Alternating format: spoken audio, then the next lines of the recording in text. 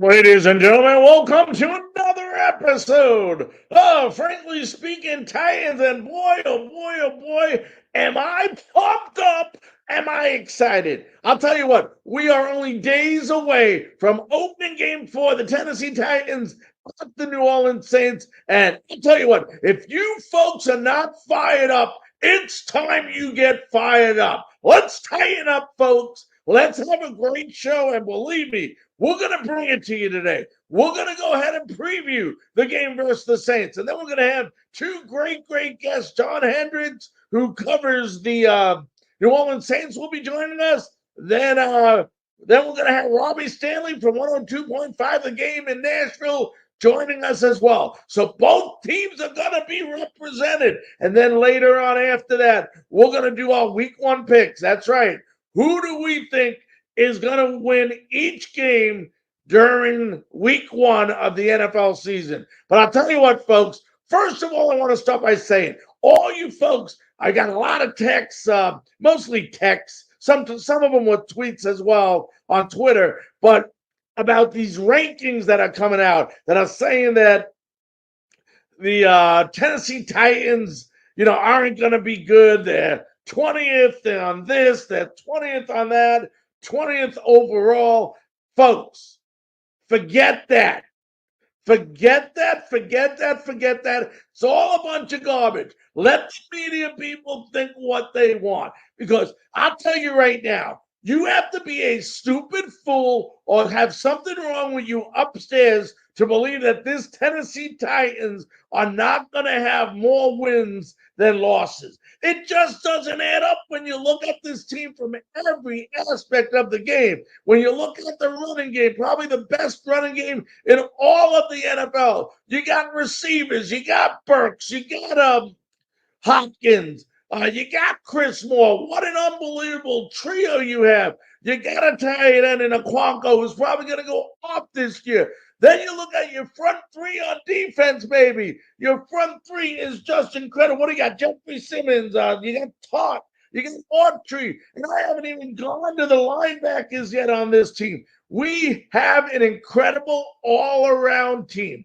Just incredible. For those of you folks that are worried about this offensive line, you are playing a very, very good New Orleans Saints team this weekend, and I hope they show you what they're capable of so everybody can take a deep sigh and realize that this offensive line is going to be fine this year. They're going to be fine. Now, this game is going to be incredible. You got two great quarterbacks, and I say great because I don't care what anyone says out there. Ryan Tannehill is and has been a great quarterback for the Tennessee Titans. Yes, he had a bad playoff game versus Cincinnati. That is one game. I know it was one important game, but that does not define what he is as a quarterback and what he has been here. He's been tremendous. Derek Carr, he's in the new system right now. If you're going to ever get Derek Carr and want to play Derek Carr, it's going to be game one versus not only Derek Carr, but an offensive line that is very, very weak. And our front three, our front seven, if you include our linebackers in it, should dominate that side of the football. I mean, dominate with a capital D, folks. This offensive line on New Orleans is not that good, and our line is a heck of a lot better, our defensive line, than New Orleans is. But once again, they're not going to be with Alvin Kamara. Now, Jamal Williams is a great running back, had 1,100 yards for Detroit. But if we can stop this running game, which I know we can, and force Derek Carr to have to throw the ball more than he wants to, that's when Derek Carr tends to make mistakes. And I'll tell you what, folks, when you look at our team, folks, just listen to this, okay? When you look at our defense, we play a 3-4 defense. I already mentioned the front three, but you got Landry back. You got Gibbons. Shair is unbelievable from San Francisco. Arden Key. And then look at the people that are going to be defending against their receivers. Sean Murphy-Bunting had that unbelievable Super Bowl in Tampa Bay. Amari Hooker. Kevin Byard, who's incredible, and Christian Fulton. This is a top 10. No, not a mid-range, folks, a top 10, and it has an ability to be a top 5 defense in the NFL. We got to believe, just like the players need to believe. Part of winning is believing and having the confidence that you can go out there and do so. Every player we have in every position is capable of playing at a high level as long as they believe themselves. And we have the right coach to make these guys believe themselves. I mentioned it's going to come down to the trenches. Our offensive line versus their defensive line and vice versa. And I'll tell you what, if I had a vote, I'm not saying this because I cover the Titans, but our line, definitely on defense, is much better. On offense, they have a rookie. We have a rookie. They have a rookie named Trevor Penning, I believe, who's not really shown what he is capable of doing yet. And their offensive line is not that strong. It's okay. But I believe our offensive line is actually better. And you're going to see that this weekend. Say I'm crazy, folks, but I'm telling you that our defense is going to crush them. And if we can make them one-dimensional and put pressure on Carr, this is going to be a win for the Tennessee Titans. We need to win the time of possession battle. I talk about this year in, year out, no matter what team I'm covering. You win the time of possession battle, you should win the game. It doesn't always happen that way, but you should. What you need to do, what Tannehill needs to do, is sustain long drives by continuing to get first downs, by running the ball, by passing the ball, by mixing it up, by doing play action. But the longer we go ahead and sustain drives, folks, our defense is getting time to rest on the sideline. So every time they come in, they're not winded. They're fresh and they can continue to be dominant. A good dominant defense is good because they're able to get off the field by not allowing the other team to get first downs and by that offense succeeding. So the time of possession battle, folks, is so important in this game. Number two, we need to create turnovers, create takeaways. We need to go ahead and create more turnovers than we did last year.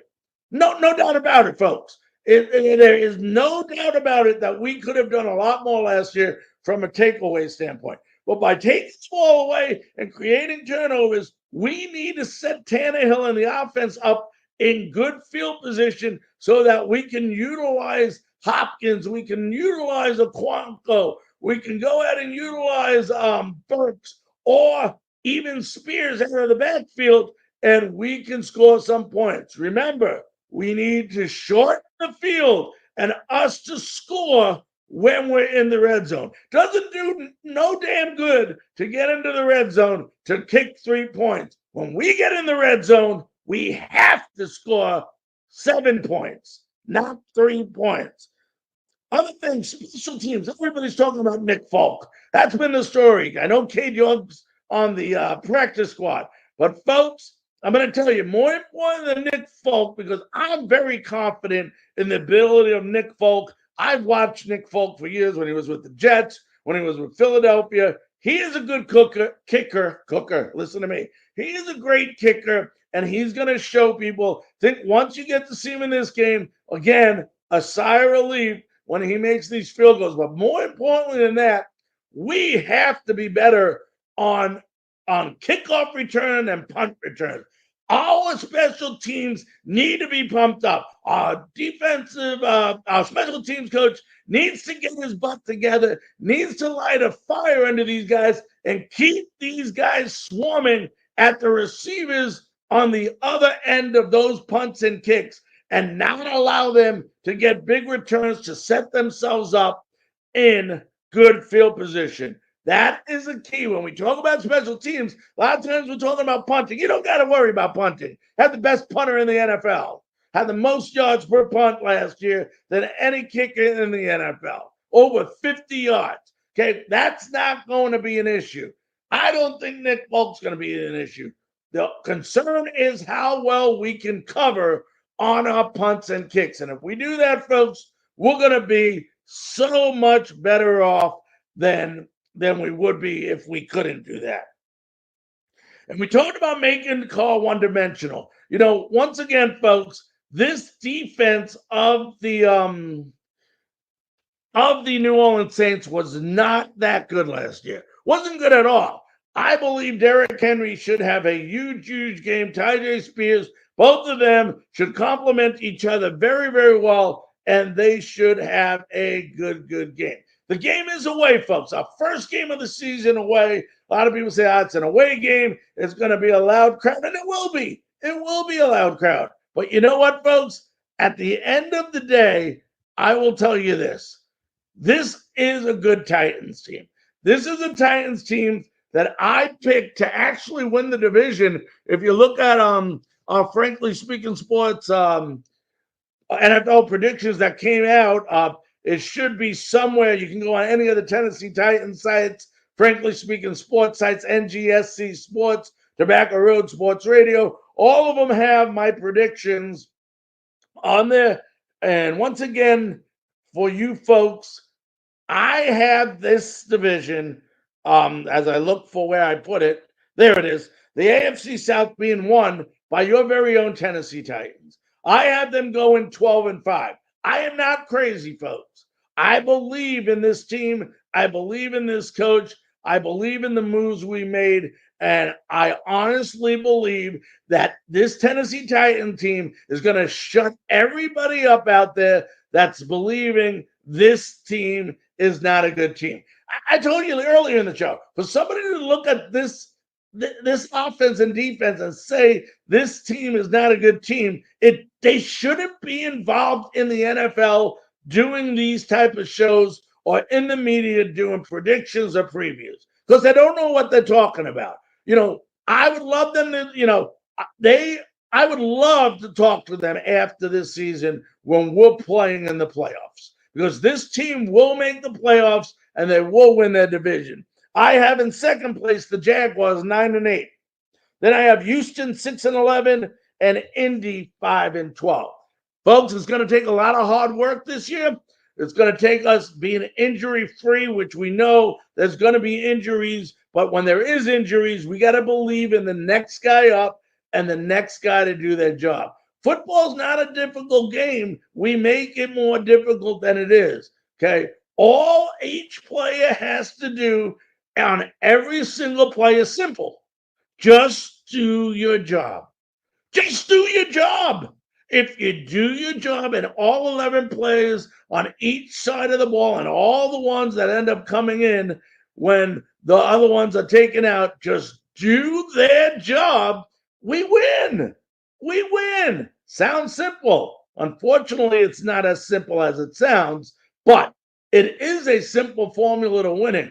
The team that plays together and goes ahead and wins is the team that sticks together. And this team will stick together, and you're going to find out, folks, that your Tennessee Titans are going to be a lot different than what you saw the last 7 games of last season. It's a big game. We need the first one, folks, and it is a tough team. I don't want you to think this team is a pushover because New Orleans is not a pushover.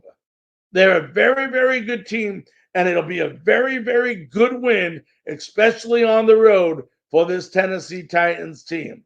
All right, folks, we're going to take a break, and when we come back, we're going to have John Hendrix from SI Now. He covers the New Orleans Saints on with us. Oh, baby, what a show. Let's go ahead and take a break. We'll be back right after this.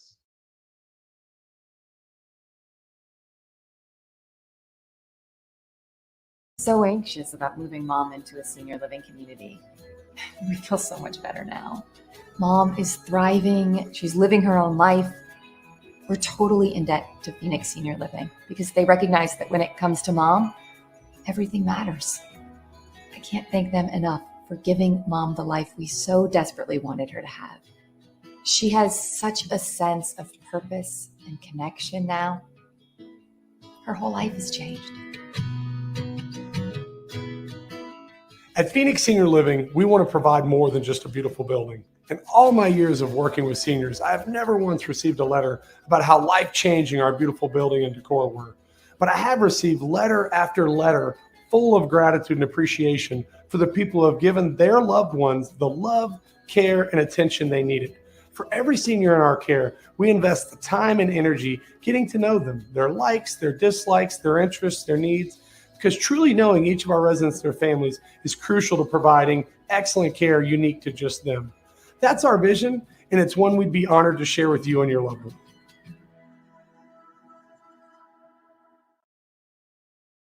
Thirteen Daggers Tattoo Studio is looking for a new tattoo artist. Must be established with a strong portfolio and good work ethic. Stop by today at 13 Daggers across from Patriot Park on Fort Campbell Boulevard. Clarksville's ultimate tattoo studio. Tattoos, touch-ups, and consultations. See the artist's work online at 13daggerstattoo.com and get the custom experience you want with killer ink. Book today and get pricked by a pro. 13 Daggers Tattoo Studio. Looking hard on the Boulevard. Ladies and gentlemen, welcome back to Frankly Speaking Titans right here on the NGSC Sports Network. And boy, oh boy, we are all fired up. That first segment, amazing. If you didn't see the fire in me about this upcoming season, I don't know what you were watching, but we are so fired up, not only for the season, but also for our next guest.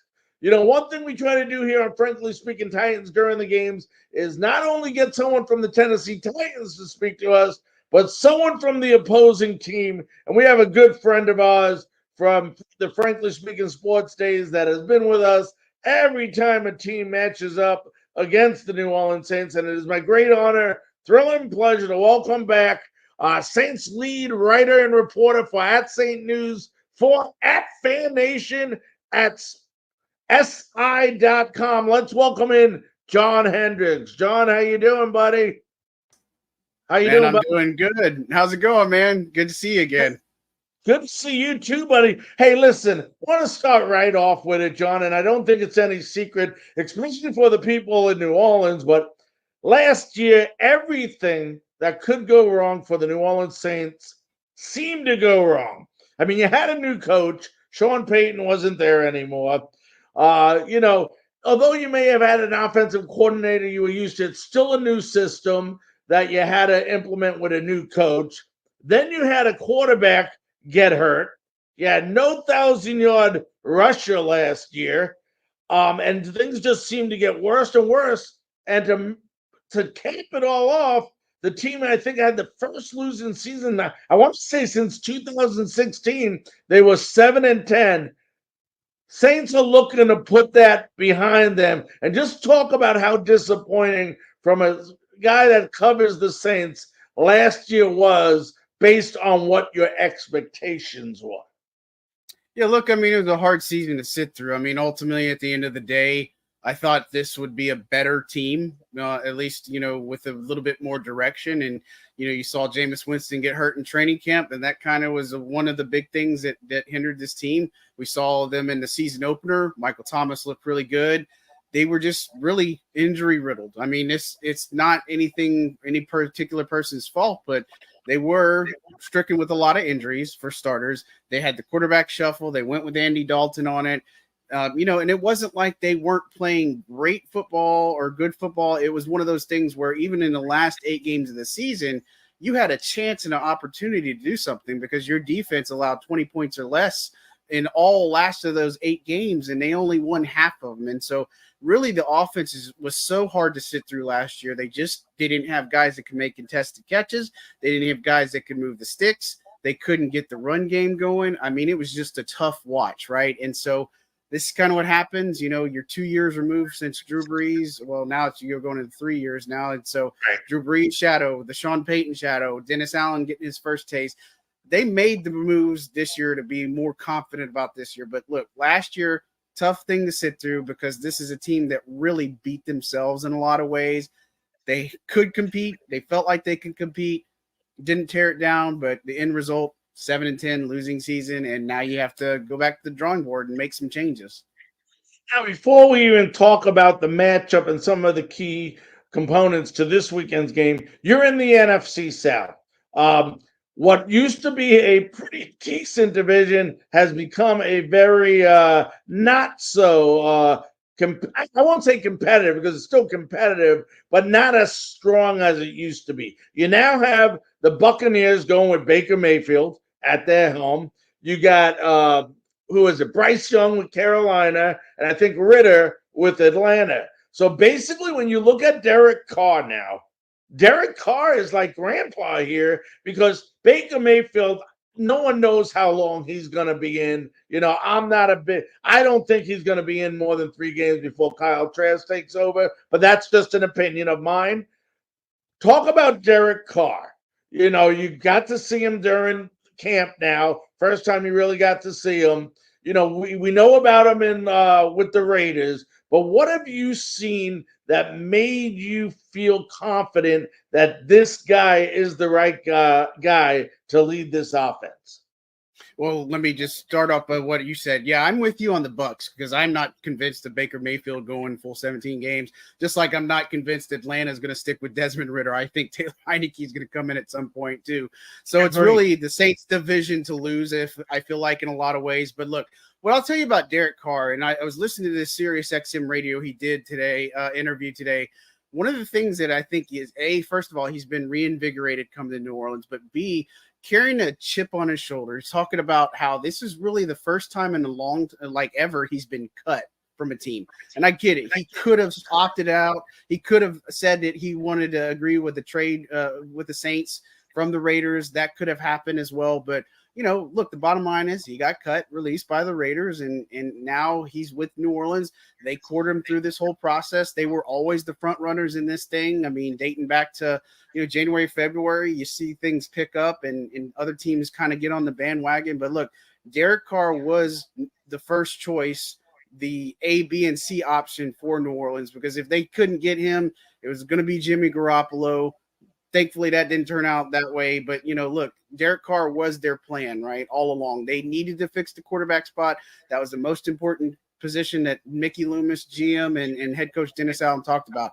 Now, Carr, look, he's coming in a situation where he does not have to be some elite Drew Brees type of person. Like, I think that's the biggest thing is that we think about the quarterbacks, the successor to Drew Brees, that, we thinking that he's going to put up Drew-like numbers. And look, Derek Carr does not have to do that. He hasn't had anything higher than a 20th ranked defense from his time at the Raiders. New Orleans has a formidable defense, although they've had some turnover. So Carr doesn't have to be a superstar, but he's got weapons all around him.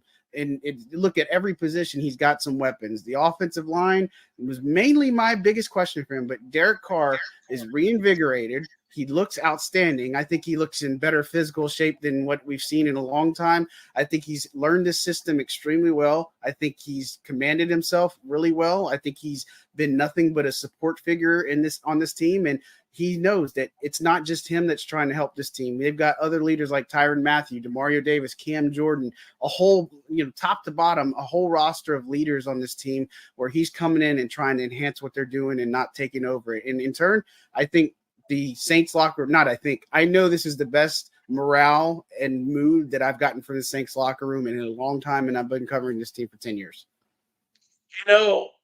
Everyone's talking about Alvin Kamara not being available the first 3 games. And don't get me wrong, no disrespect towards Kamara. I think he's one of the greatest backs of the last how many years he's played. He can catch the ball out of the backfield. We all know what he can do when he's handed the ball. Just incredible.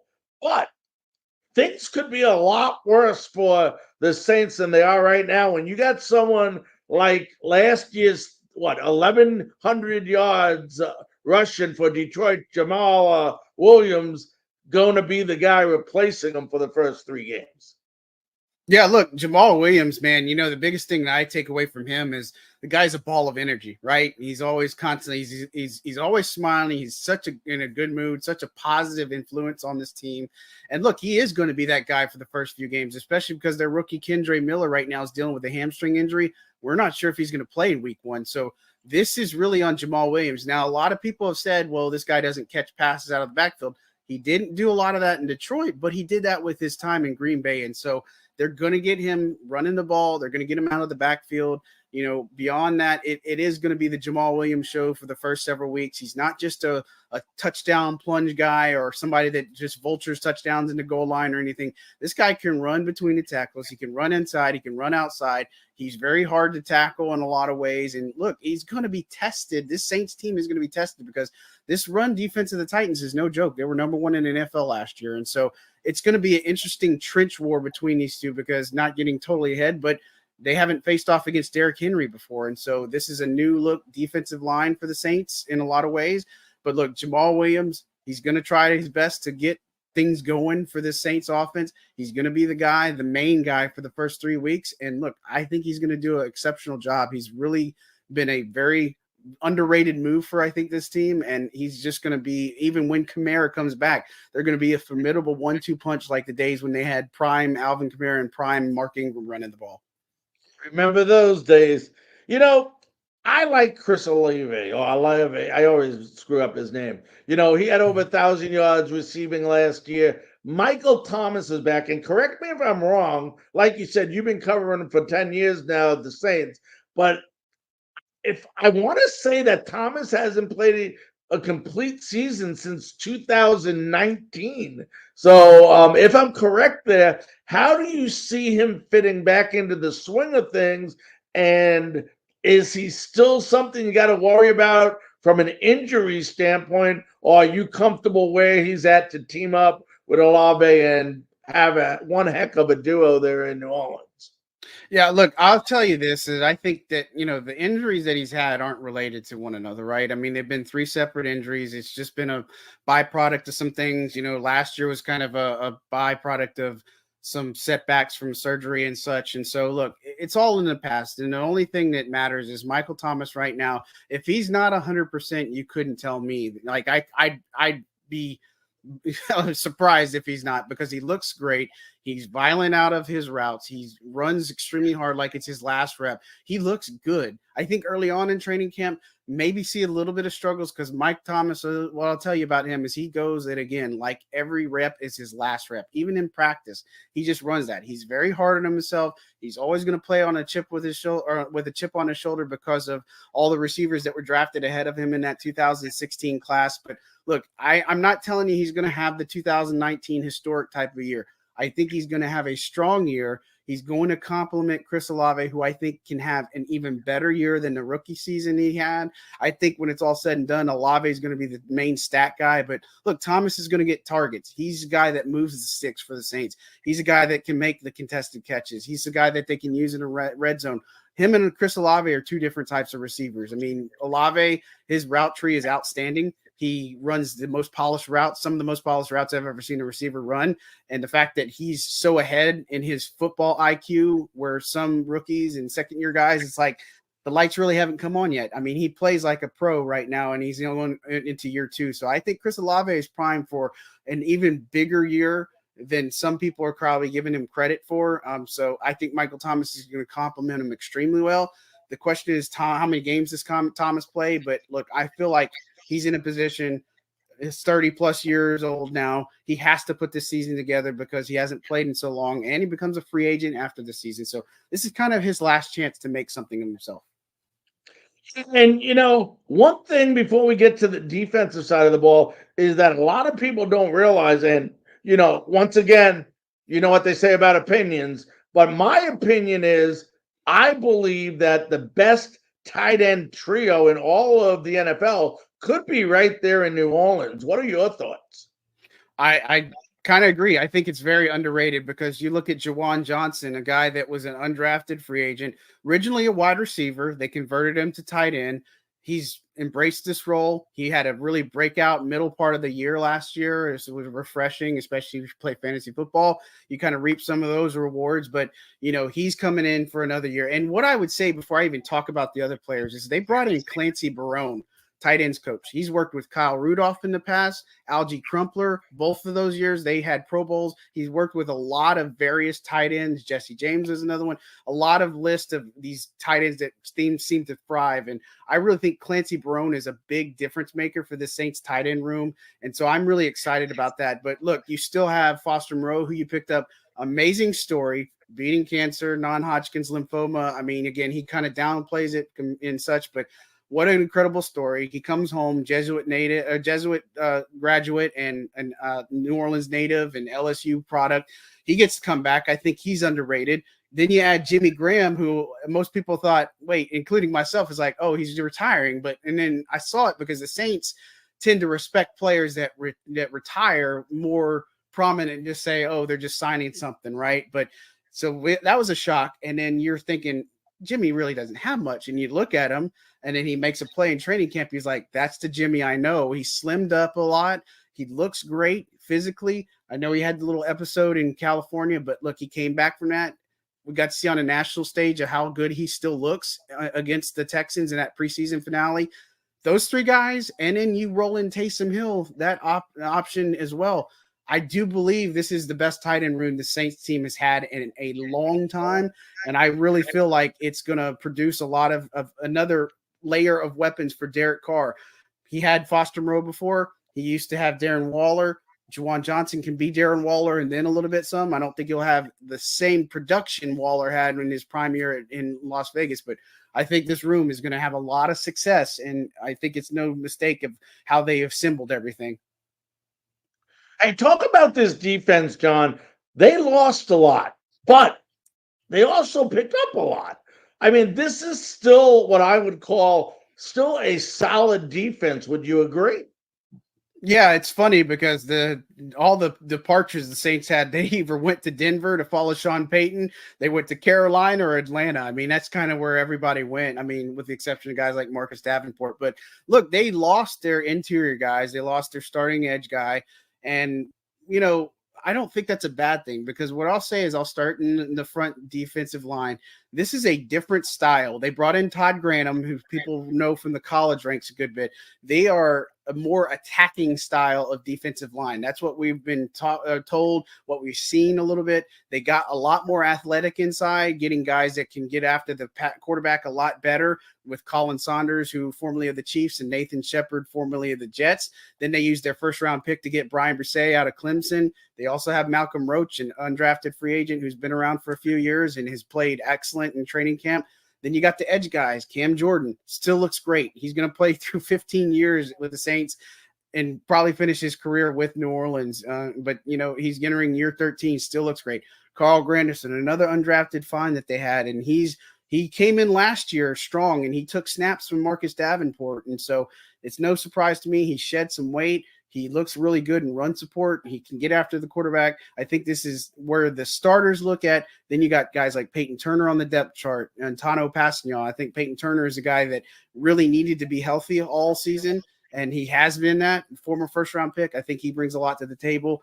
Linebacker-wise, you got Demario Davis, Pete Warner. They like to run a lot of nickel, and so they made a pretty big gamble getting rid of Bradley Roby. That was their slot corner, but they went with a second-year guy, Alontae Taylor, who's one of the fastest, if not the fastest guy on this team.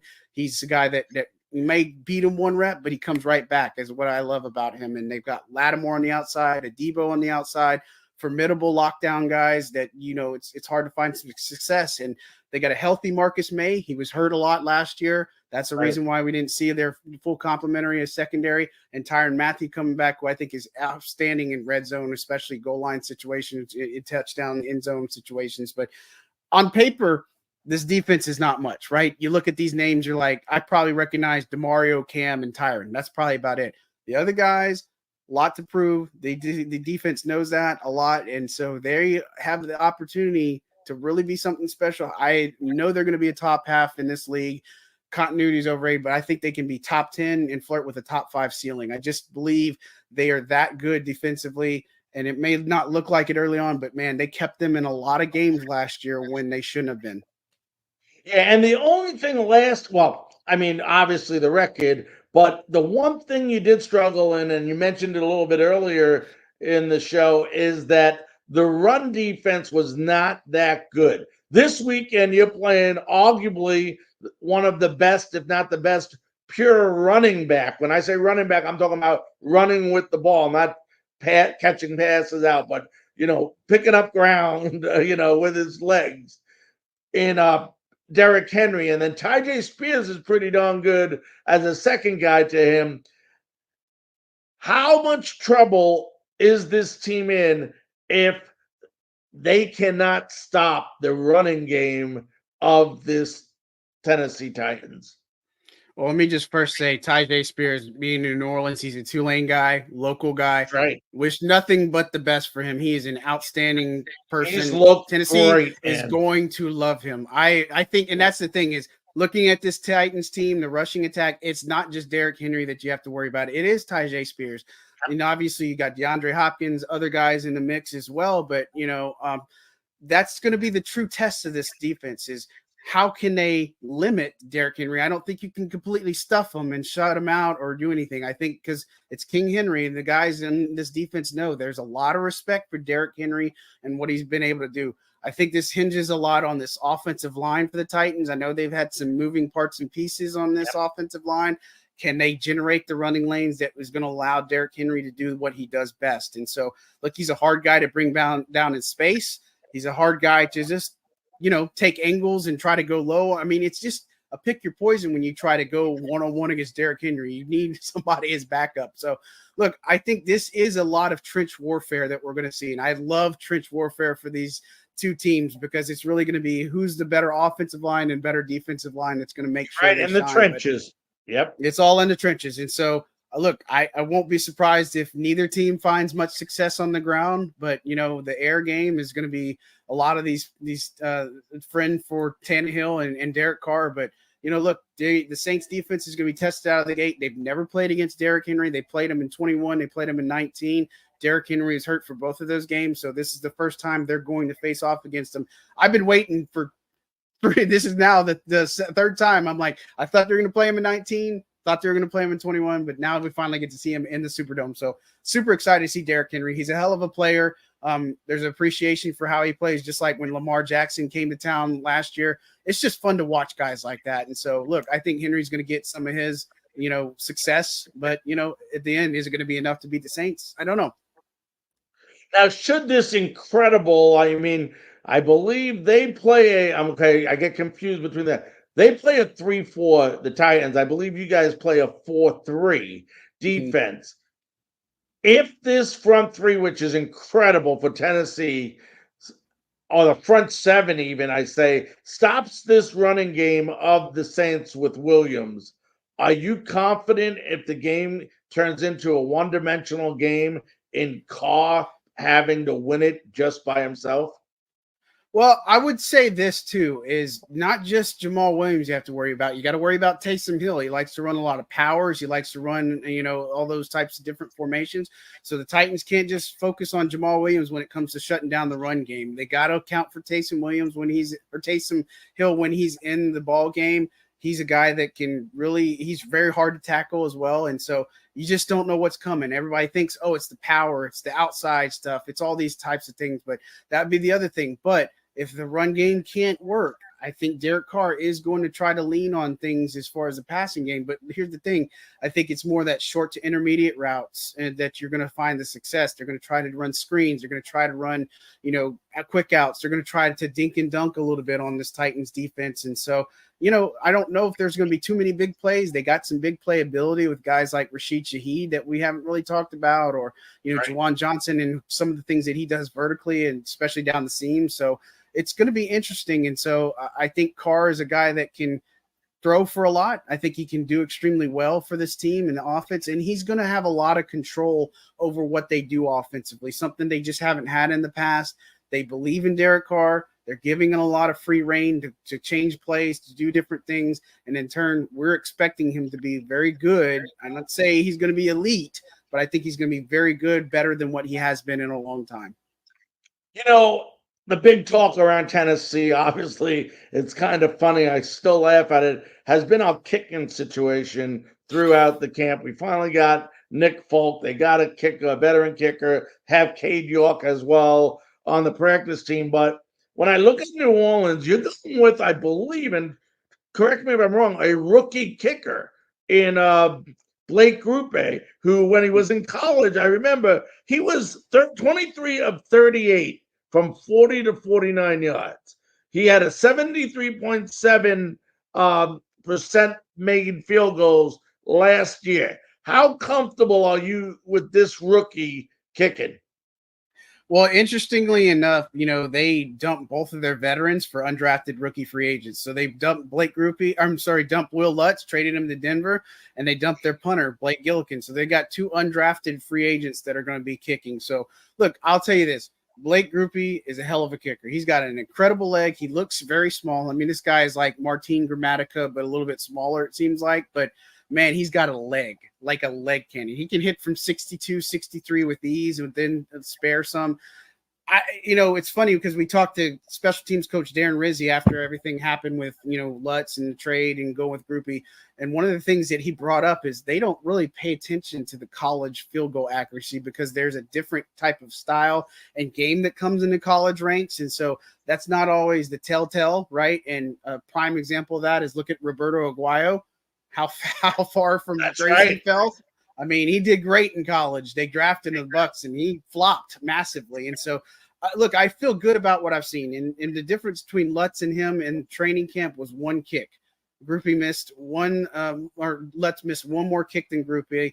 But look, I think he's going to be great. My biggest question for that move is if you're a team that has postseason aspirations and you're needing to make a kick that sends you to the NFC Championship or the Super Bowl, that is a lot to put on this young man as an undrafted rookie free agent. But we've seen it happen before, and so I feel confident in him. It's one of those decisions where I don't think it's going to fully play out until this team hopefully gets into the postseason. What scares you most about this upcoming game, John, from the New Orleans Saints point of view? If they can play disciplined. And so they've had some penalty problems in the preseason. I think that's been their worst enemy, is shooting themselves in the foot, whether it's pre-snap penalties, which are pretty much inexcusable, or, just doing things that they're not supposed to be doing. I mean, you saw one game, they had a player commit 2 offensive pass interferences and he got released because, coincidentally, I'm not saying that was the reason because of it, but a veteran guy, and you're supposed to know better. But, I think that's the biggest thing that concerns me is, are they going to be disciplined enough? First of all, to be able to make sure that they're putting their best foot forward here. And the second thing is, this is Trevor Penning, the left tackle rookie last year. He's going to be the left tackle protecting that blind side. This is going to be a heck of a test for him. And so I'm not worried about the right side of the line or the interior. They moved James Hurst on the inside, but Trevor Penning, he's a guy that is strong run support. His pass protection, he knows that that's been an opportunity. He's looked better in pass pro. He's got to be a lot more consistent in. He's extremely intelligent. But for me, those are the 2 things. Because if you don't give Carr the time he needs, you can't do the run game. That pretty much shoots yourself in the foot where you're not going to be able to move the football. So it's the discipline aspect and the protection aspect. Those are the 2 things that I think are going to be the biggest differences for the Saints that potentially concern me. I think they're going to bring the energy in the dome. I know they're going to bring the energy in the Superdome and make it crazy. And the defense, I think, is going to play a strong game here. What do you think what advantage, in your opinion, do the Saints have over the Titans? Well, I think it's dome field advantage for starters. I mean, that place is just insane, right? And so it's the regular season opener. Saints have had a pretty good track history of the past 4 years. Titans haven't won their past 2. And so I think this one, it's really going to be interesting because the Saints Superdome, Who Dat Nation, he reaches another level, right? And so they know what's at stake. They've sat through these past 2 years. They've been very difficult. This team has not been a good home team actually in the past several years. And so it's been interesting. They're a better road team than they have been at home. So they kind of need this game. They need this crowd to be in it. But over the past couple of years, the offense and things, they haven't given them reasons to be excited. So I think that's the biggest thing. And another thing I didn't really mention about the defense, they were bad at takeaways last year. They just didn't get them. We saw a lot different this year in training camp. We saw it in the preseason. That's going to be a big point for me for the Saints too, is they've got to force some takeaways, get some takeaways. Not talking about turnovers because, you got to take the ball away in this league. You can't just be gifted something like that. But, I think that's a big point for them. But look, I think the advantage for them is the crowd, the fact that they've got a lot of weapons offensively. There's just so many different ways this team could beat you. It's going to be a lot of dependence on Derek Carr and Pete Carmichael, the offensive coordinator. But I do believe they are built for this test to be able to come out of the gate strong. I mentioned some of these last couple questions. We'll let you run, John. What are your three keys for the Saint? And like I said, you mentioned a couple of them already. You can mention them again. But what are the three keys to the Saints prevailing this weekend? Yeah, the first thing would be limiting Derrick Henry. You're not going to stop him. Just limiting his success. Make Ryan Tannehill beat you. I think that's one of the first keys that I'd have. Second key would be offense, getting some tempo, getting some points on the board. I think this is not going to be a shootout type of game. I think it's going to be a lower scoring game, probably first to 24, probably wins, maybe 27. But I think there's a lot of respect for Mike Vrabel as a head coach. And I know that because Dennis Allen has said that. Players have said that. There's a lot of respect for what Mike Vrabel does here and does in Tennessee. And so I think offensively, you got to capitalize on those opportunities. You can't shoot yourself in the foot. And this team just has to play complementary football. They don't catch breaks. They're not one of those teams. They have to be good in all three phases of the game. And I get it. Everybody says, yeah, oh, duh, that's a given. But the team just can't win if they don't have the offense and defense cooking and then get their special teams up. It just doesn't work in New Orleans for whatever reason. All right, my friend, last question. And you know what it is already. Who prevails in this game? Yeah, I've got to take the Saints. Look, I feel confident about everything. I picked them to go 11-6 this year. I guess there's some bad juju that can come of it since they've won their last 4 season openers. But look, I think, again, lower scoring game. I think it's probably like a 27-21, 27-24 type of victory. I expect it to be pretty close early on. A team that makes the adjustments in the second half is the one that's going to pull away. But, again, I can't pick against the Saints in the season opener at home with all the moves that they made, all the promise that they have. I just think they're too talented of a team to just come out and lay an egg in the first game. But we'll see. Yes, we will. We're only a couple of days away until this game, so it's great to have football back. I know I'm looking forward. I know you're looking forward to it, and I want to thank you so very, very much taking time out of what I know is a busy schedule for you this week and coming on Frankly Speaking Titans. Thanks. Appreciate you, man. Have a good one. Good luck this season. You too, my friend. Stay safe. All right, ladies and gentlemen, that is the great John Hendrix, Saints lead writer reporter for @Saint News, for @FanNation at SI.com. Oh, baby, what an interview that was. And I'll tell you what, now we're going to hear from the Tennessee Titans side. We're going to take a break. And when we come back, Robby Stanley from 102.5 The Game in Nashville will be joining us. We'll be back right after this.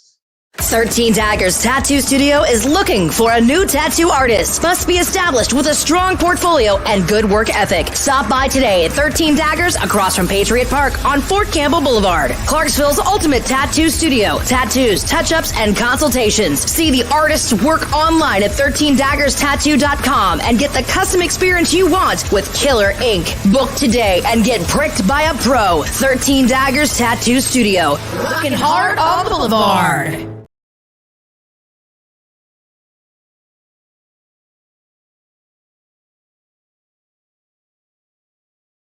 So anxious about moving Mom into a senior living community. We feel so much better now. Mom is thriving. She's living her own life. We're totally in debt to Phoenix Senior Living because they recognize that when it comes to Mom, everything matters. I can't thank them enough for giving Mom the life we so desperately wanted her to have. She has such a sense of purpose and connection now. Her whole life has changed. At Phoenix Senior Living, we want to provide more than just a beautiful building. In all my years of working with seniors, I have never once received a letter about how life-changing our beautiful building and decor were. But I have received letter after letter full of gratitude and appreciation for the people who have given their loved ones the love, care, and attention they needed. For every senior in our care, we invest the time and energy getting to know them, their likes, their dislikes, their interests, their needs, because truly knowing each of our residents and their families is crucial to providing excellent care unique to just them. That's our vision, and it's one we'd be honored to share with you and your loved one. Ladies and gentlemen, welcome back to Frankly Speaking Titans right here on NGSC Sports Network, and we're also streaming on Facebook, YouTube, LinkedIn, Twitter, and Twitch. Ladies and gentlemen, we've been talking about the Titans. We've been waiting for this day. The regular season is here, and I'd like to introduce our next guest for you. And I'll tell you what, all of you in Nashville know this guy, and if you don't know this guy, shame on you. Because every morning from 6 to 9, you can catch this guy on the Robby and Rexrode show at 102.5 The Game. Let's welcome in Robby Stanley. Robby, how you doing, buddy? Larry, I'm doing great, man. Appreciate you taking time to have me today. I appreciate you taking time to come on. I want to start right away, Robby. You know, the way the Titans finished last season was just, I can't think of a word, dismal, disgusting, whatever word you want to use, disappointing. They lost their last 7, went 7-10, and then they missed the playoffs. How important do you think it is for this Titans team to come out from a morale and confidence standpoint in New Orleans on the road and win this game? I think it's really important because I think, Larry, if they come out and they don't play well and they look bad on Sunday, the conversation is immediately going to shift from optimism heading into a season to you guys have lost 8 in a row, right? Like dating back to last year, you lost 7 in a row to end the year. You won a couple in the preseason, but who cares? It's the preseason. If you lose again on Sunday, you've lost 8 games in a row, and there's just negativity that starts to creep in to that locker room, and you're having to answer questions about it and all these different things. So, you know, it's not like Sunday's game against New Orleans is going to make or break the season. It's a long season. There's a lot that's going to have to go right for the Titans this year. There's a lot of opportunity in front of them with their schedule, I think. But I do think it's important to get off to a fast start. And, you know, you got a team in New Orleans on Sunday that's breaking in a new quarterback. They've got a lot of new pieces that they've got on their team. And the Titans, especially from a defensive standpoint, I think have the chance to be really good this year. And I think that if you look at their defense, I expect them to set the tone early. So if they are able to do that and they're able to come out and play the way I think they will defensively, I think they're going to have a great shot to win that game. And I think it's important to start this season off on the right foot, given the way last season ended. You know, you mentioned this offense of the New Orleans Saints. Obviously, for those of you that are not aware of it, Alvin Kamara will not be playing. He's suspended the first 3 games. But, and I use the word but loosely because they have a guy in Jamal Williams who is also a 1,000-yard rusher who came over for Detroit. So here goes out one and another one in. Then they got 2 weapons on the outside in Olave and Thomas. I mean, this our secondary is definitely going to have to come to play because if they're thinking that, oh, wait a minute, they're hurting because Kamara isn't there. Yes, they got a new quarterback, but it's a veteran quarterback. It's a veteran quarterback, and it's a quarterback that I think has proven that if you give him time to throw, he can stand back there and pick you apart. And like you said, Chris Olave, I thought had a really good rookie season. I think he's going to be a really good player for the Saints this year. Michael Thomas, when he's healthy, is still a really good player. Now, he's struggled to be healthy the past few years, and we'll see what he looks like in terms of the game on Sunday, how up to speed he is, how healthy, how quick he is, all those things. But I think the Saints have weapons offensively. It obviously helps the Titans that they're not having to see Kamara, both in the running game and in the passing game. He's a huge threat there too. But like you said, Jamal Williams is a good back. He's a back that's been in Green Bay, was productive there, was in Detroit, was productive there. And I think he's going to give the Titans a big challenge on Sunday as well. So guys like Christian Fulton, Elijah Molden, Roger McCreary in year 2, you better be ready to go. Sean Murphy-Bunting, who they brought in from Tampa Bay this offseason. What does he look like in a regular season game, potentially in a starting role? This is going to be a big test for that Titans secondary. Yeah, now let's not forget the front 7 either. You mentioned that Derek Carr is new to the system, still has a learning curve. I don't care. You can do all the practicing you want in preseason, but there's definitely a difference between being in camps and doing joint practices and playing in a real game. Talk about our front 7 and how they have an opportunity versus a not so very good offensive line with the Saints to really show why people are saying they could be a top 10 defense in this league. It's funny, Larry, because I think people nationally are really sleeping on the front seven for the Titans. When people start talking about the best defenses in the league or the best pass rushing attack in the league, very rarely do the talking heads around the country mention the Titans very much. And I'm not saying the Titans are going to have like the best pass rush in the league, but that front four, especially of Landry, Arden Key when he's healthy, and that's a big question this week. We'll see if he's able to go. But Jeffrey Simmons, Danico Autry, I mean, I would stack that up against most other teams in the league. They've got a chance to be really special. I know they lost David Long Jr. at linebacker. I thought he was a good player when he was healthy. But Azeez Al-Shaair coming in, all indications are he's going to play really well for the Titans. That other inside linebacker spot, does Monty Rice push at some point this year, or is it going to be the Jack Gibbons show throughout the season? But I think look, even a guy like Tier Tart, who maybe he's not going to put up huge pass rushing numbers. I think he's a heck of a run defender. I think it's going to be really hard for teams this year to run the football against the Titans. And if you can put teams in obvious passing situations, I think they have a chance to wreak some havoc on quarterbacks with their pass rush. So I think the front seven, in a lot of ways, obviously this is a quarterback league and you got to be able to throw the ball and put up points in today's NFL. But I think the front seven for the Titans and how good they are is going to go a long way in determining what type of season this is for the Titans. And I think they've got a chance to be really good. This offense of the Titans, in my opinion, is very underrated. I don't think Ryan Tannehill gets half the respect and credit he deserves by the national media, but we have a trifecta in the backfield with Henry, Spears, Chestnut, and then you go two amazing weapons with Burks and Hopkins, and I'm really believing that Chris Moore is going to have an unbelievable year this year. Talk about this offense and how confident are you in their ability to score points? I love the additions that have been made in the skill position. Look, Derrick Henry, I still feel – it feels like every year we get to the preseason and we just stop talking about Derrick Henry because he's not doing much in training camp and he's not participating in preseason games. Obviously, he's going to be a huge part of the offense this year and what they do. I love what I've seen from Hopkins to this point. The fact that he's been through training camp, he's been out there pretty much every day. He stayed healthy. He's never been, Larry, a speed guy. So a lot of people have talked about, that he's on the other side of 30 now. Does his game start to deteriorate? And I'm not saying that he's, a top 2, top 3 receiver in the league anymore. But I watch him play and I watch the catch radius that he has and his ability to go up and make catches in traffic.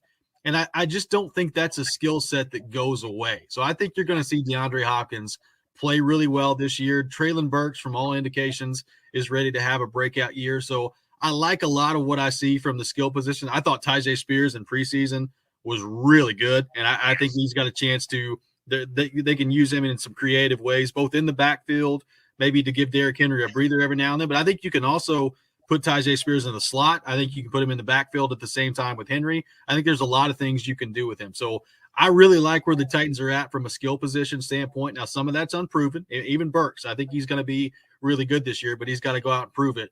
The question to me comes back down to the offensive line. And that's what I think a lot of Titans fans are kind of waiting and holding their breath on this year is how much better is the offensive line? Larry, you know better than me. I mean, it's going to be hard for the offensive line to be worse than it was a year ago, specifically over the left tackle with Dennis Daly. So I have no doubt that they're going to be a better offensive line.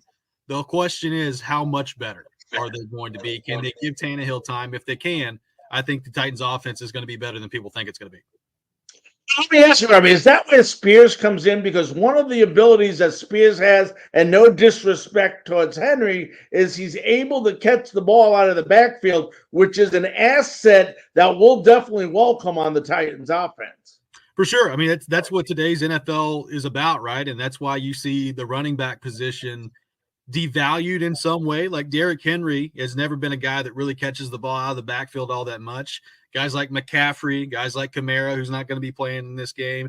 I mean, that's kind of your Austin Eckler I would throw in there too. It's kind of your modern back in today's NFL. And I think you're going to see Tyjae Spears have a big role this year. And like I said, the thing that excites me the most about him is, the Titans have had some complimentary backs before. Like I thought Dontrell Hilliard was fine last year in that role, but he was more of a receiving threat.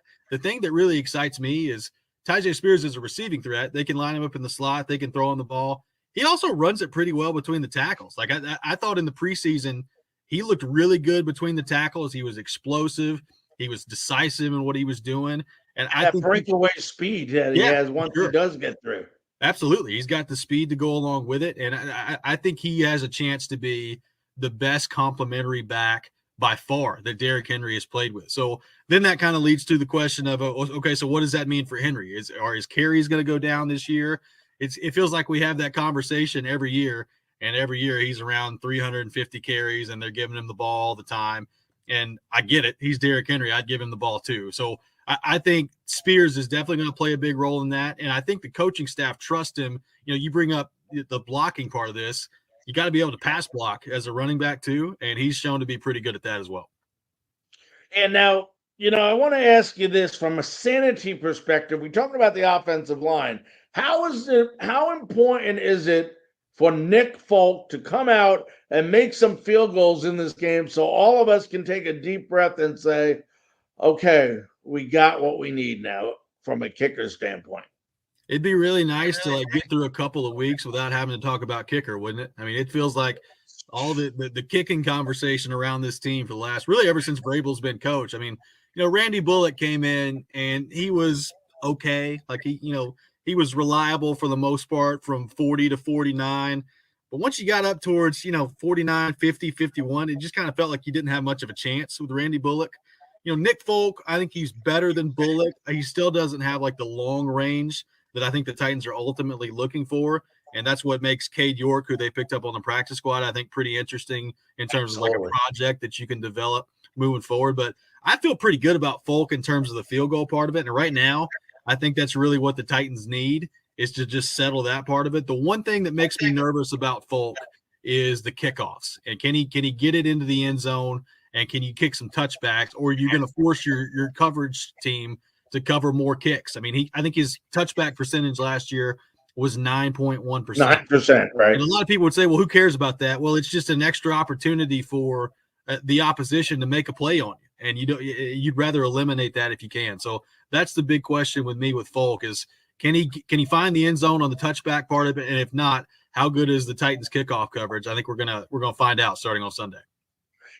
A lot of people talk about this kickoff percentage in the end zone and stuff, but Nick Folk, if you look back statistically, yep. And statistics you take with a grain of salt because it doesn't show you everything. But when he was with the Jets, I believe he averaged 70% touchbacks when he was with them. Now that's a couple years back, and then the year before 55%. I think it was with Philadelphia. So here's a guy that a lot of people ain't giving credit. And yes, your leg is probably a little bit weaker than it was 4 or 5 years ago, but he has proven he can done it before. He has done it before. So we'll just have to see how that goes. Before we get to three keys in this game, what is the key matchup that you're looking forward to, Robby, in this game?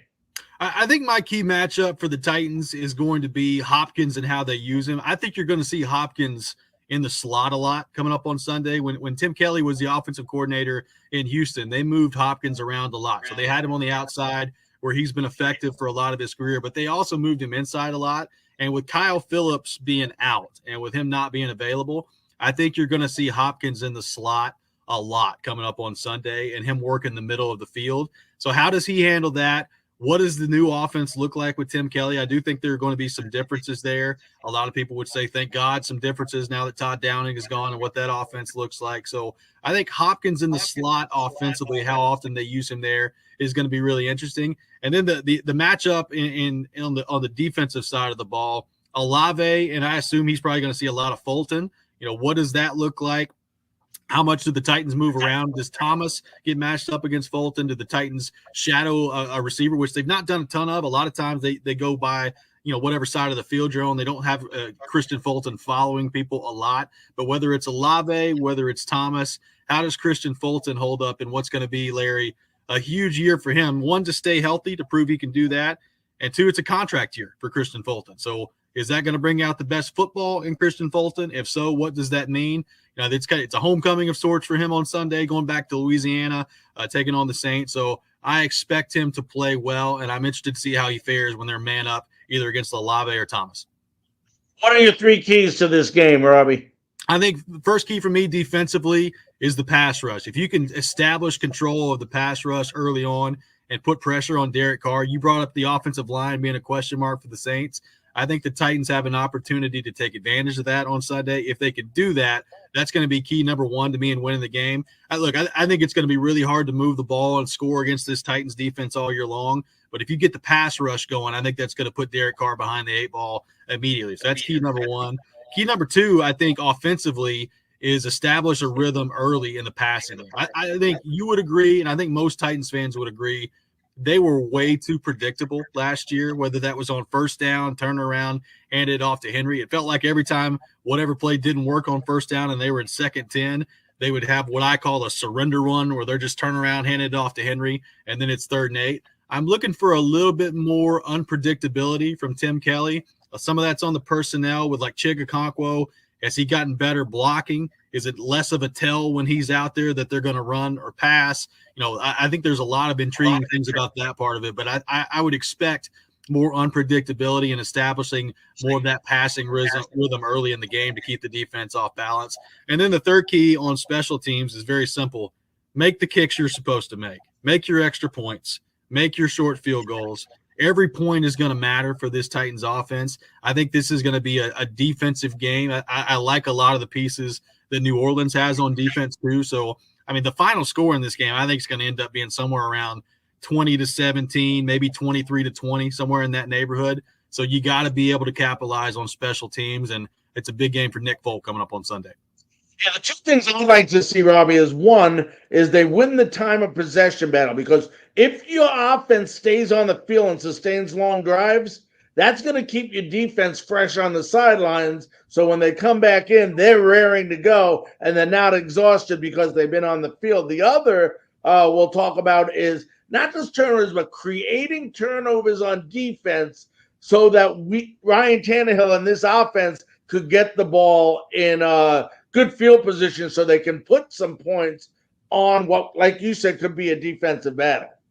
For sure. And Vrabel has preached forcing more turnovers for years now. And obviously, Kevin Byard's a ball hog back there. Amani Hooker's had a really good camp. But can you find a way when you hit the quarterback, which I think the Titans are going to find a way to do this year, when you hit the quarterback, can you take the ball with you? Can you force some fumbles when you hit the quarterback in the backfield? They've not really been especially good at that at years past. And I think that's something that you're going to want to see, and Vrabel's going to have as a point of emphasis this year. Does Ryan Tannehill have to win a Super Bowl before the national media and the fans of Tennessee give him the credit he deserves? I think probably so, Larry. I mean, at this point in his career, it's kind of amazing to me the national perspective on him right now. I saw some odds the other day from Bet Online that were like, it was talking about like the quarterbacks that are most likely to be replaced as a starter this year. And it was Ryan Tannehill was 3rd on the list. And I'm just sitting there thinking to myself, like, are you guys paying attention? Like, look, Will Levis, I didn't love the draft pick, but I'm open-minded to see what he's going to be as they move forward. I think he's got a lot of physical tools that I like. Malik Willis, I think, has improved a lot from last year to this year. But let's be real here. Like, neither one of those guys right now are anywhere close to Ryan Tannehill. So, like, this idea that one of those two are going to replace him as a starter this year, I just think is asinine. Or whether, unless injury happens, but nobody can predict that right now. So, Tannehill has clearly, to me, been the 2nd best quarterback in the history of the Tennessee Titans. I'd put McNair number 1, and I would put Tannehill number 2. And quite frankly, I don't think it's particularly close. Like, I think he's been really, really good for the most part. Sure, the Cincinnati game a couple years ago, not a good game. And that's going to be one that sticks with him for a while. But I think Ryan Tannehill is a very good quarterback. He's not an elite quarterback. He's not Aaron Rodgers. He's not Patrick Mahomes. But he's a very good quarterback, and you can win a lot of games with Ryan Tannehill as your quarterback. So I think some of the way that the media looks at him from a national perspective is way overblown, and he's a lot better than people think he is. All right, Robby, before we let you run and we get your prediction, I have a little 4 over-under questions for you. Okay. That we would like him. The first one is, over or under, does Derrick Henry rush 400 yards. I this will game. go under. I think he's going to be right around 89, 90 yards, but I think Tyjae Spears is going to add to that. So the Titans will go, I think, well above 100 as a team, but I'll go slightly under for Henry. All right. The next one, which you probably will figure out, is Andre Hopkins. Does he have 100 receiving yards? I will say yes. I say he have a big day. I think he'll get close to 10 catches as well. All right. The last, we'll go with 3 questions here, not 4. Does Ryan Tannehill throw for 300 yards? I will say under, but slightly. I'll say he's in the 260 range on Sunday. Because obviously if Hopkins has 100 yards, right, exactly. Yeah. All right. And then what everybody's waiting for, I'm not worried about a score really, but how do you think the Titans fare on the road to open up the season? I think the Titans are going to win. I think the Titans win this game 23-20. I think that their defense is going to play well in this game. I think they'll force a couple of turnovers. You know, I think the Titans offense will be good enough in this game to score some points offensively. You know, the Saints are a 3-point favorite. It's at home for the Saints. So essentially what Vegas is telling you there is it's a pick 'em straight up. They give 3 points traditionally to the home team. So I think it's going to be a good game. I think the Saints have a chance to be a good team this year, but I think the Titans in week 1 get it done on the road. How much will it hurt your stomach and your heart to see the game come down to a Nick Folk field goal? I'll be pretty nervous. I think a lot of Titans fans will be watching that kick with like one hand over their eye if that's the way it goes. All right, my friend. Well, listen, I want to thank you so very, very much. I know it's a busy week for you for taking time out of your busy schedule to join us on Frankly Speaking Titans. Well, Larry, I appreciate you having me. I'd love to do it anytime, and you do a great job, so appreciate you having me. All right, thank you, and have a great week, and let's go Titans. All right, ladies and gentlemen, that was the great Robby Stanley of 102.5 The Game. You can catch him weekdays 6 a.m. to 9 a.m. on every Monday through Friday on 102.5 The Game on Robby and Rexrode. Ladies and gentlemen, let's go ahead. Let's take a break, and we'll be back right after this message. 13 Daggers Tattoo Studio is looking for a new tattoo artist. Must be established with a strong portfolio and good work ethic. Stop by today at 13 Daggers across from Patriot Park on Fort Campbell Boulevard. Clarksville's ultimate tattoo studio. Tattoos, touch-ups, and consultations. See the artist's work online at 13daggerstattoo.com and get the custom experience you want with killer ink. Book today and get pricked by a pro. 13 Daggers Tattoo Studio. Looking hard on the boulevard.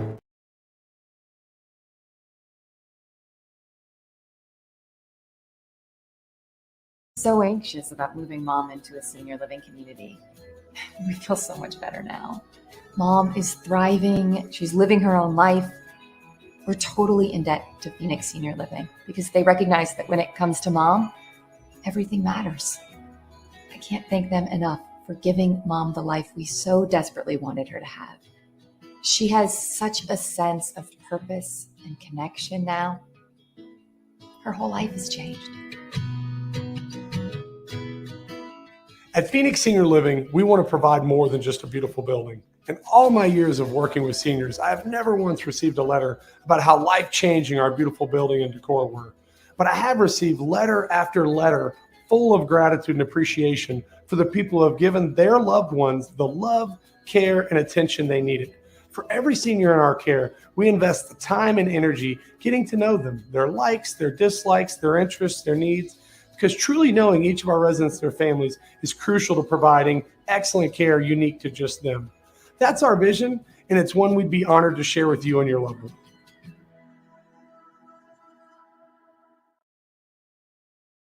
Welcome back to Frankly Speaking Titans right here on NGSC Sports Network, and we are streaming live on Facebook, YouTube, LinkedIn, Twitter, and Twitch. Oh boy, everybody is getting to watch this show. Folks, all of you Tennessee Titan fans, even New Orleans Saint fans or NFL fans, please do me a big favor. Share this on your timeline if you're on social media. Please share it and let other people enjoy this great show that we put together for you. We've got two great interviews, two unbelievable interviews. The one with John Hendrix and the one with Robby Stanley.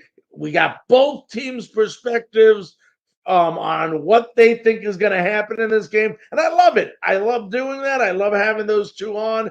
And they brought it home and they gave us everything we needed to hear today on Frankly Speaking Sports. Now, before we go, every year we do this at the end of our show throughout the week. We give our predictions on the NFL games that are coming up this week.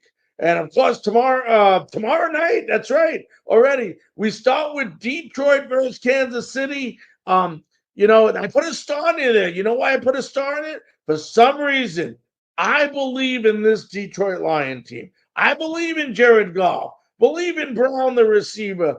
I believe in this defense. I don't think this defense gets enough credit for as good as they are. Sometimes I think it's more a political game when these PFF rankings and all these things come out on defenses and offenses. It's who they like more. I watched Detroit last year. The games they were in, the way they played, the way they took after their coach. I'm going with the upset tomorrow night and taking Detroit over Kansas City. Then you got Carolina at Atlanta. Carolina, Bryce Young makes his debut.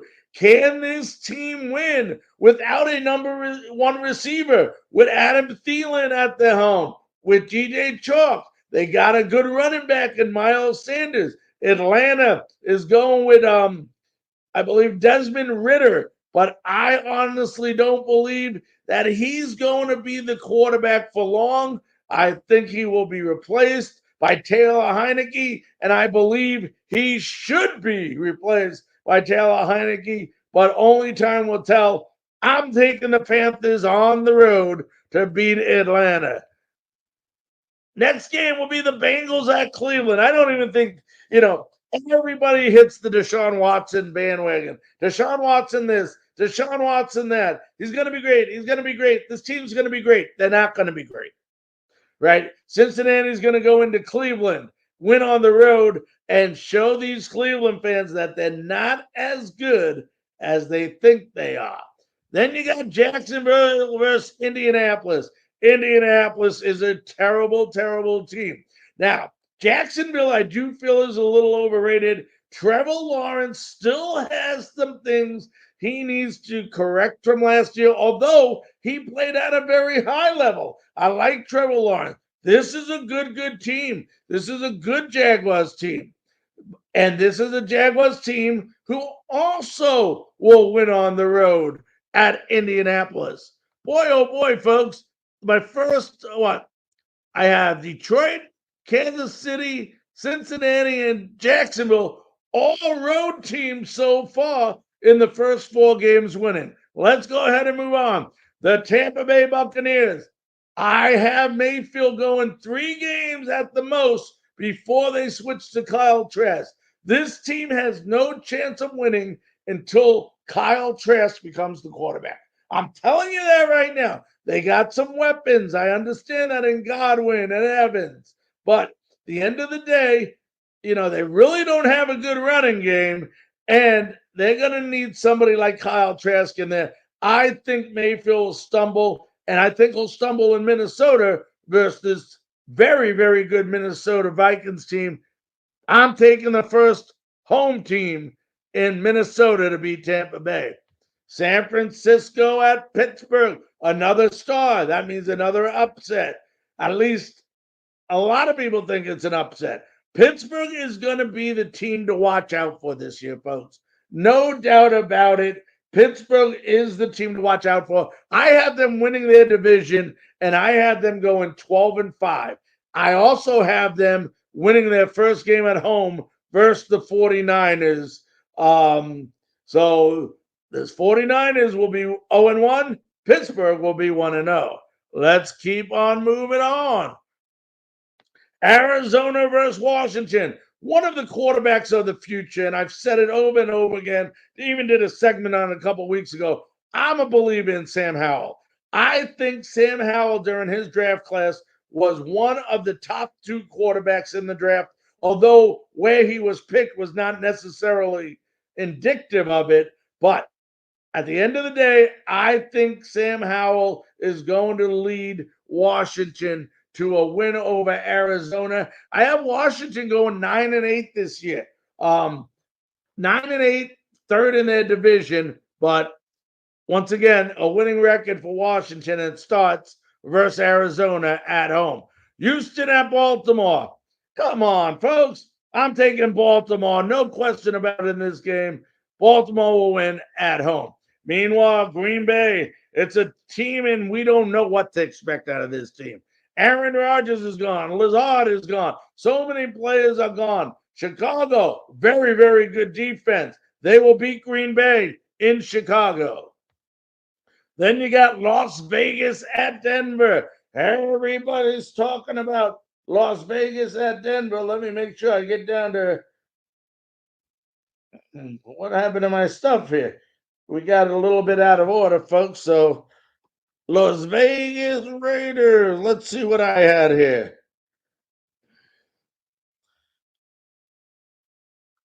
All right, I got the Las Vegas Raiders. I got the Denver Broncos with Coach Sean Payton. That's right, and Russell Wilson beating the Las Vegas Raiders in Denver at Mile High. Then it's Philadelphia and New England. Philadelphia Freedom. I have Philadelphia Eagles. That's right, Philadelphia Eagles over the New England Patriots. And I wouldn't be surprised if they win pretty big. Miami at the LA Chargers. Everybody's on the Miami bandwagon. This is the year Miami, Miami this, Miami that. But it won't be this Sunday because the Chargers will defeat Miami at home. Then you got the Rams and the Seahawks. Last year, the Seahawks had a great, great, great year. But the one thing, they didn't convince me that they will have another good year. And I'm not expecting them to come even close to what they did last year. I'm taking the Rams over Seattle, in Seattle. Then you got a very intriguing game. The Dallas Cowboys and the New York Giants. This one is in New York. Giants are coming off an unbelievable high after last year under their new head coach, Daboll. But at the end of the day, I think this Dallas team is going to be too powerful for the Giants. I'm taking the Cowboys in New York. Then you got Buffalo and the revamped Jets. Jets are going to be a good team this year. I actually had the Jets winning the division at 11-6. But I have Buffalo winning this game in New York. And it's an iffy washy, folks. When you talk about the AFC East, and it's surprising I picked Buffalo in this game, being the first game of the season. But usually I always pick each team to split. So I'm taking Buffalo to win this game in New York as well. Wow, both teams in New York are in New York. No, that can't be right. Maybe it is. Oh, that's right. One of them is a Monday night. Buffalo at the Jets. I forgot. It's a Monday night. I'm taking Buffalo on a Monday night to be the Jets. And then, folks, the Titans and the Saints. The Titans versus the Saints. What is Larry going to predict? Folks, I think this is going to be a good game. These are two very, very, very good teams. Plus, the Saints are playing in front of their home crowd, which is going to be very, very loud. But I think the Titans have something to prove this game. They lost 7 of the last 7. What? They lost the last 7 games last year.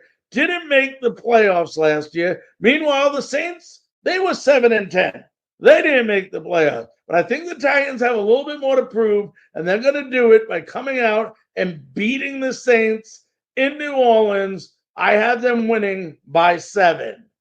Well, folks, those are my picks for week 1 of the NFL. You know, anytime you want to leave feedback, of course, you can always leave it under the comment section. We'll get it. Drop a line down to franklySpeakingSports@gmail.com. Oh, baby, we're just days away. I can't wait. I can't wait. I can't wait any longer. Let's go. Ladies and gentlemen, until next week, We'll have a recap of everything that happened with the Tennessee Titans next Wednesday at the same time and same channel. For everybody on Frankly Speaking Sports, we want to go ahead and thank NGSC Sports Network and, of course, all you fans for watching and listening to our show. And we'll hopefully be happy with an unbelievable recap next Wednesday on Frankly Speaking Titans. From all of us here, have a great weekend and enjoy the football game.